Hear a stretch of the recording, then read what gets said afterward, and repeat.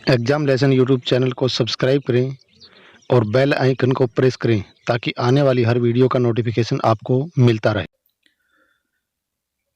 नमस्कार दोस्तों, आज हम संस्कृत व्याकरण में संधि प्रकरण की शुरुआत कर रहे हैं। जो संधि का जो टॉपिक है संस्कृत में बहुत इम्पोर्टेंट टॉपिक है, तो आज हम वो शुरू करने वाले हैं। तो उससे शुरू करें उससे पहले हमें इसके बारे में कुछ बेसिक जानकारी होना ज़रूरी है कि संधि किसे कहते हैं। सबसे पहले तो संधि क्या होता है। तो संधि का अर्थ होता है मेल, संयोग या फिर जोड़ना। आपस में किसी चीज़ का मेल होना, संयोग होना या फिर उन्हें जोड़ना, इसे बोलते हैं संधि। भाषा में बात करें हम संधि, तो कुछ परिभाषाएं मैं यहाँ पर पढ़ रहा हूँ, आप समझ जाएंगे कि संधि किसे कहते हैं। देखिए, पहला है परः सन्निकर्षः संहिता। परः सन्निकर्षः संहिता, इसका अर्थ होगा कि वर्णों की अत्यधिक सन्निधि, वर्णों की अत्यधिक सन्निधि को संहिता कहा जाता है। यहाँ पर सन्निधि, सन्निधि से तात्पर्य क्या होता है? पास पास लाना, समीप लाना।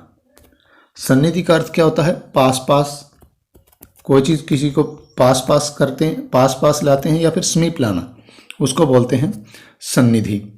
तो वर्णों की अत्यधिक सन्निधि को संहिता कहा जाता है। यहाँ शब्द है सन्निकर्षः। सन्निकर्ष का तात्पर्य क्या होता है? समीप। सन्निकर्ष का तात्पर्य क्या होता है? समीप होता है, अर्थात पास। तो इसका अर्थ हुआ कि वर्णों की अत्यधिक सन्निधि को संहिता कहा जाता है। अब संहिता क्या होती है? जब हम वर्णों को निरंतरता के साथ, वर्णों को निरंतरता के साथ बिना किसी व्यवधान के बोलते हैं, वही संहिता होता है। और संहिता का अर्थ, संहिता का मतलब संधि भी होता है। अगला है वर्णानाम मेलनम संधि, कि वर्णों का मेल करना, आपस में वर्णों को जोड़ना संधि कहलाता है। अगला है लोपागमादेश वर्ण विकारा व संधि, अर्थात इसमें जब इसको संधि विच्छेद करके अलग अलग पढ़ेंगे, लोप, आगम, आदेश, कि किसी कोई शब्द है उसमें किसी का लोप हो जाना, आगम अर्थात वहाँ पर कोई नया शब्द आ जाना, आदेश किसी शब्द को हटा करके उसकी जगह पर नया शब्द आ जाना, वर्ण विकारा वर्णों में परिवर्तन हो जाना, उनमें विकार हो जाना, वा संधि, ये सभी क्या कहलाते हैं? संधि कहलाते हैं। ये संधि की परिभाषाएं हैं। अब देखिए, दो वर्णों में अत्यधिक या अतिशय सन्निधि, मतलब अत्यधिक या अतिशय सन्निधि, समीप लाना ही क्या होता है? संधि कहलाती है। संधि को संहिता भी कहा जाता है। दो वर्णों का उच्चारण बिना किसी व्यवधान के निरंतरता से करना ही संधि है। क्या होता है कि दो वर्ण हैं, उसका उच्चारण हम करें बिना किसी व्यवधान, अर्थात उसमें कोई भी बाधा न हो, तो उसको बोलते हैं संधि। आगे देखेंगे कि संधि कार्य तीन प्रसंगों में अनिवार्यतः होता है। क्या होगा? जो संधि कार्य है वो तीन प्रसंगों में, तीन जगह पर तो जरूरी होता है करना। तीन प्रसंग ऐसे हैं, तीन जगह ऐसी है जहां पर करना जरूरी है। देखते हैं, पहला क्या है? एक पद में, एक पद में संधि कार्य प्राप्त हो रहा हो तो संधि अवश्य करनी होगी। यदि एक पद में संधि कार्य प्राप्त हो रहा है तो वहां पर संधि अवश्य ही करनी होगी। उदाहरण के माध्यम से आप समझेंगे। जैसे दे दिया जय है, एक साथ ही बोलना होगा, न कि जे प्लस अ है। एक पद है, एक पद को अलग अलग करके जे प्लस अ नहीं बोल सकते आप, इसको आपको जय ही बोलना पड़ेगा। यह जय है, तो एक पद में तो जरूरी है संधि करना। आगे देखेंगे धातु के कार्य में। अगला क्या बोलता है कि धातु के कार्य में जब धातु से पूर्व उपसर्ग हो और संधि कार्य प्राप्त हो रहा हो, क्या होता है? धातु से पूर्व उपसर्ग हो और संधि कार्य प्राप्त हो रहा हो तो संधि कार्य अवश्य रूप में होगा। तो यहाँ पर भी क्या है कि धातु है, उससे पूर्व में उपसर्ग है और संधि कार्य प्राप्त हो रहा है, दोनों का मिलन हो रहा है, तो वहां पर क्या होगा? संयोग हो रहा है, तो वहां पर संधि हमें अवश्य करनी पड़ेगी। उदाहरण है अधिपलस इते, अधिते, ये यहां पर पीछे धातु से पूर्व उपसर्ग दिया हुआ और दोनों का संयोग भी हो रहा है, तो यहां पर हम क्या करेंगे? इनमें संधि अवश्य करेंगे। अगला देखते हैं समास में।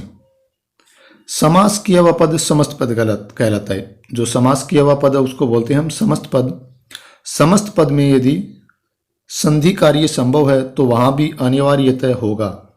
यदि समस्त पद है और उसमें भी संधि कार्य अगर प्राप्त हो रहा है तो वहां पर भी क्या करना पड़ेगा, हमें संधि अनिवार्य करनी पड़ेगी।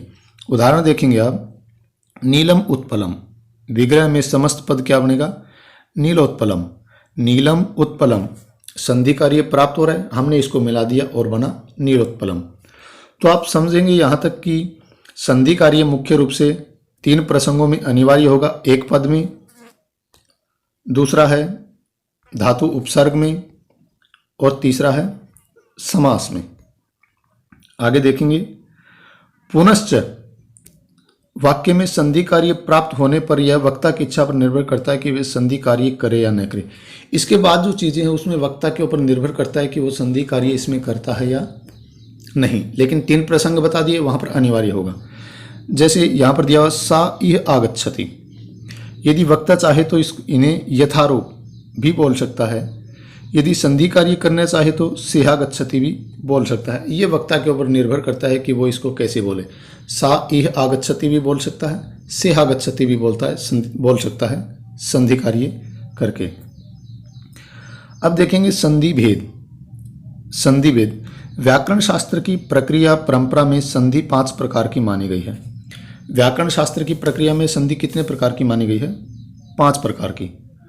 भट्टोजी दीक्षित ने सिद्धांत कौमुदी में संधियों के 5 भेद बताए हैं। यहाँ पर क्वेश्चन भी बन सकता है कि भट्टोजी दीक्षित के अनुसार संधि के कितने भेद हैं। तो भट्टोजी दीक्षित ने सिद्धांत कौमुदी लिखी और उसके अनुसार संधि के 5 भेद होते हैं। कौन से होते हैं देख लें एक बार। अच संधि, जिन्हें हम स्वर संधि बोलते हैं। प्रकृति भाव संधि होती है, अच संधि का ही भाग मान लेते हैं आगे चल करके। हल संधि, ये व्यंजन संधि बोलते हैं इसको। विसर्ग संधि और स्वादि संधि। भट्टोजी दीक्षित की सिद्धांत कौमुदी के अनुसार संधि के 5 भेद हैं। आगे देखते हैं, वरदराज आचार्य ने लघु सिद्धांत कौमुदी लिखी। यहाँ पर 2 क्वेश्चन इंपॉर्टेंट बन रहे हैं कि लघु सिद्धांत कौमुदी किसने लिखी। वरदराज आचार्य ने, काफी बार एग्जाम में पूछे भी जाते हैं। सिद्धांत कौमुदी किसने लिखी, भट्टोजी दीक्षित ने। अब वरदराज आचार्य ने लघु सिद्धांत कौमुदी में 3 प्रकरणों में विभाजन करके संधि के 3 भेद किए हैं। तो लघु सिद्धांत कौमुदी के अनुसार संधि के 3 भेद हो गए। यहां देखेंगे, अच संधि, प्रकृति भाव संधि को इसी में मिला दिया। हल संधि, बाकी जो संधि थी इसी में मिला दी। और विसर्ग संधि, स्वादि संधि इसी में समाहित कर दी।